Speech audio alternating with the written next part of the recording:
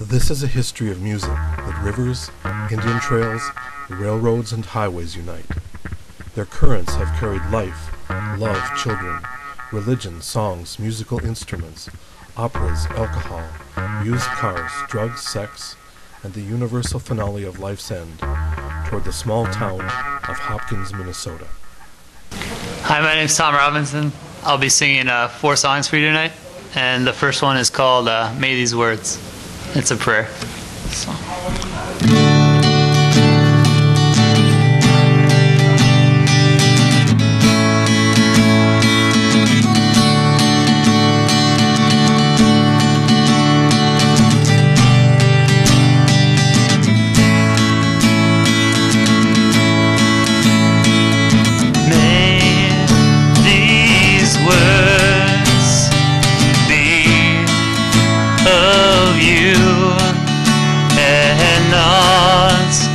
Of me, oh Christ.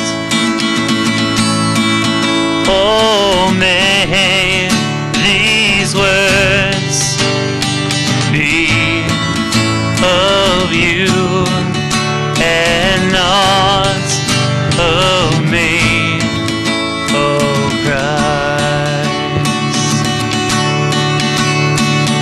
May these words that we hear, may they be of you, oh Christ.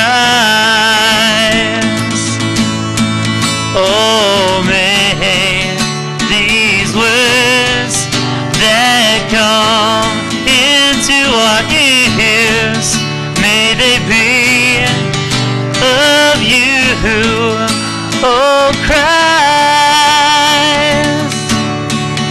Oh, may these words that we speak, may they be of you, oh Christ.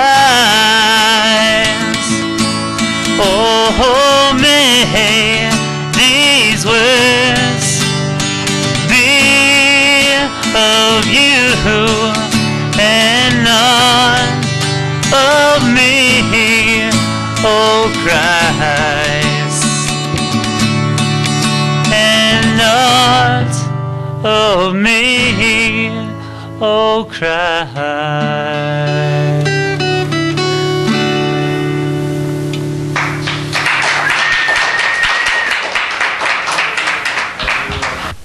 When I was a boy, I rode from the Hopkins train depot to near Princeburg, Minnesota, 100 miles west. I was riding the train to my summer vacation at my country birthplace. I was traveling to my father's birthplace, where he grew on the farm to appreciate nature like I did. But in 1945, my father carried a flamethrower to protect American troops during the last days of the war. The art, writing, and poetry of a teenager reflects not only the idyllic world of a child, but all of life's experiences and extremes. Separating the church and the state opened new vistas for art. Hey, this feels too unreal to be truth, worthy of preaching. More twists everywhere, here and there, hard luck teaching. Time has finally passed and consumed our wounds. Now I see who you are with your scar, just a mortal human too. Fear came, fed butterflies and plasma by the spoonful. A room full of peers and you're the new fool. Swore I smell change in the air, but I'm not sure if it's me or him or you, or if it's the cure for the allure that's been so goddamn magical. We won't stop till we've had our fill.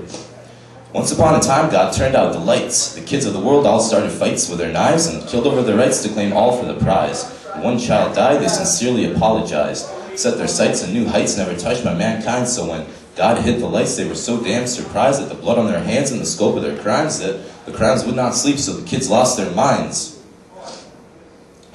From the start of time, straight down the line from the first stellum to the straight spine, natural selection has involved swine. Not enough bricks to build pigsties in the twilight. Oversight makes sure they won't be seen inside a fine rhyme. Didn't bother to think once, why the hell would you think twice? Soon they'll fix your broken brain with stem cells and a gene splice. But come on, this is meant to be the new age of enlightenment. Aquarius, spill your jug, wash away the Pisces. These sharks got the world in their jaws, such crises. It is time for a change of currents on the high seas. They got 2 loaded guns for each one of the 12 disciples, 100 proof holy water to aid in the battles of your demon fighters. Darkness descends to shroud and cloud the earthly misers. More than ever before, justice is blinder. Ideas spew forth from mechanical shit grinders and split like spiders across galaxies like us. They split like spiders across galaxies like us? Out of the darkness comes a generation of prophets. Each prophet makes plans to conquer the darkness, but God's eyes turn away as the prophet covets, turns brother on brother, in a new age of darkness. From the sun to the planets farthest, the brothers launch ballistic rockets. Funny how some search for life on distant rocks and hidden pockets, while most serve only to sear the eyes from your eye sockets. Woke up Christmas morning to find diamonds in my stockings.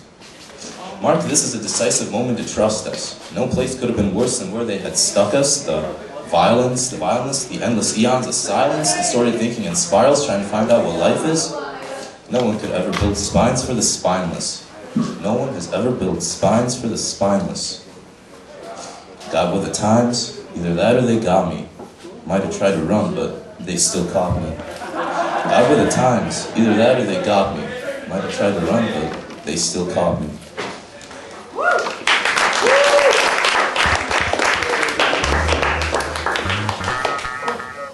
Starting in the 1940s, the wild beat writers, whose nearly a century-old aged American bodies outlived the atomic bomb, despite their addicted lives, were young men. In their publishing, they started to reveal life's extremes. In Rolling Stone, Thomas Albright wrote, "Almost as in primitive societies, everyone is an artist, maybe because he draws, paints flowers on his car, or plays guitar, but even if not, because he does his thing, like wearing bells or being beautiful." They stole their titles of America's greatest writers as they rearranged language and added retching events to the moving and humorous easy-to-read verse to verite. At the end of the 1960s, even I took the plunge, and I learned to play old Union songs, classical pieces, and finger-picking on a folk guitar that I bought in Tijuana. Almost 70 years after the Beats started writing, in 2009, their values are still new and seem prominent in serious teen writing. Possibly unknown to adults, the young singers, songwriters, musicians, poets, writers, and performers at the Depot Coffee House in Hopkins, Minnesota, are reaching to reveal all of the experiences of life, sacred or profane, serious or funny, and innocent or sexual. Oh my God! Hopkins teens have a school for the performing arts, exhibitions and plays at the Hopkins Center for the Arts, and singing, songwriting, and musical performances at the Depot Coffee House. The Minnesota Historical Society says that at the beginning of the 20th century, there was a thriving music community in Minnesota. In Hopkins, the Historical Society says, the first music was Native American chants. The history of Hopkins has contributed to the city's unique and thriving arts scene. Ripley's Believe It or Not said that Hopkins had more saloons and churches than any other city of the same population. The Centennial publication said there have always been more people within its city limits than its residential population. Artists are not new to Hopkins. From the beginning of Hopkins history, the city has had performing artist groups, starting with a string band, a Dutch band, a mandolin band, the Hopkins Symphony Orchestra, and the Hopkins Opera Company. Public school bands have also played throughout the city's history. One of the earliest developments in Hopkins that leads to the arts today was the Hopkins Opera Hall. The Minnesota Historical Society says that Minnesota towns built opera houses for musical entertainment and for meetings. The Hopkins Opera Hall opened in 1921 to include a meeting facility, barbershop, bowling lane, and a bathhouse. In the 1980s, Hopkins renovated the Opera Hall, and it now has a bar on the first floor. In the 1870s, before the Opera Hall was founded, the art world was beginning to stir. T.B. Walker was developing nearby St. Louis Park, only walking distance away, and he was collecting paintings in his home. He started an art gallery in his home that became